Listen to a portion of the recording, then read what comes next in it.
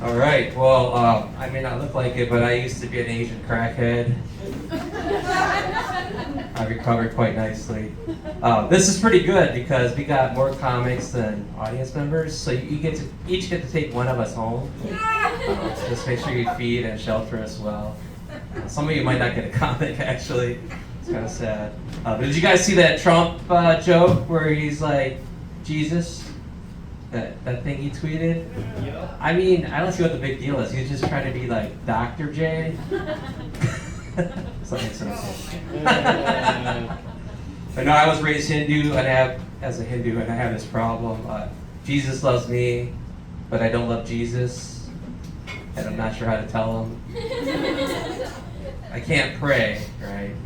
But I do like Jesus. I think he's a pretty cool guy, and we bond over the fact that we share the same complexion, so it's kind of nice.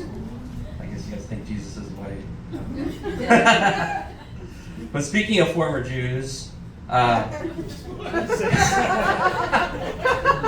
consider Hindus to be the Jews of the East because everything's about family, food, and guilt about why you didn't become a doctor or a lawyer. The one big difference is that us Hindus get to keep our foreskins. So that's kind of nice. We're more European that way.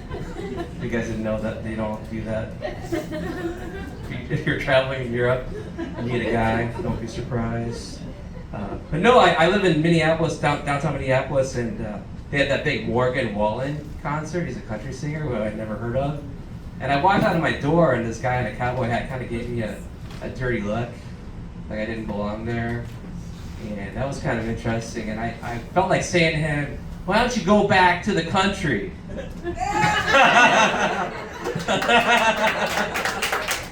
But I didn't, because I thought that'd be a little like, I don't know, a little bit ironic and hypocritical, so I didn't. But I also feel threatened when I go to the gym sometimes, and there's white guys who are watching Fox News, because I think they're going to call ICE on me to deport me, even though I'm a citizen.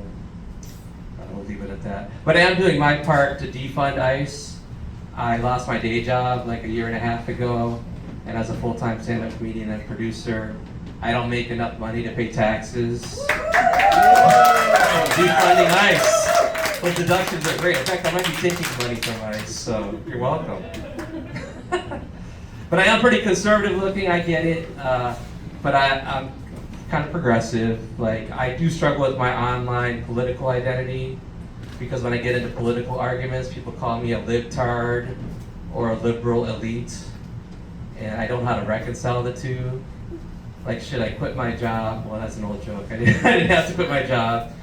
Should I go on welfare or should I get a PhD? I don't know what I should do to meet their needs. But it's funny because when I get into these political discussions, they find out I'm a comedian, they look at my stuff, and they always make fun of my comedy. And it's like, dude, there's people laughing in the videos, and you say I'm not funny and that I suck, and that's fine, but whatever.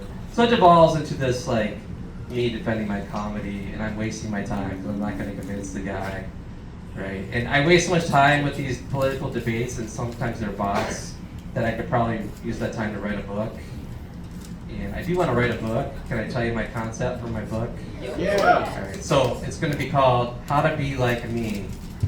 And it's going to be a book with me on the cover, with a picture of my book with me on the cover. And it'll be all about the different things you can do to be or not be like me, and why you may not want to be like me. It'll be hilarious because nobody knows who the hell I am. So why would you want to be like me? So I hope you guys buy it.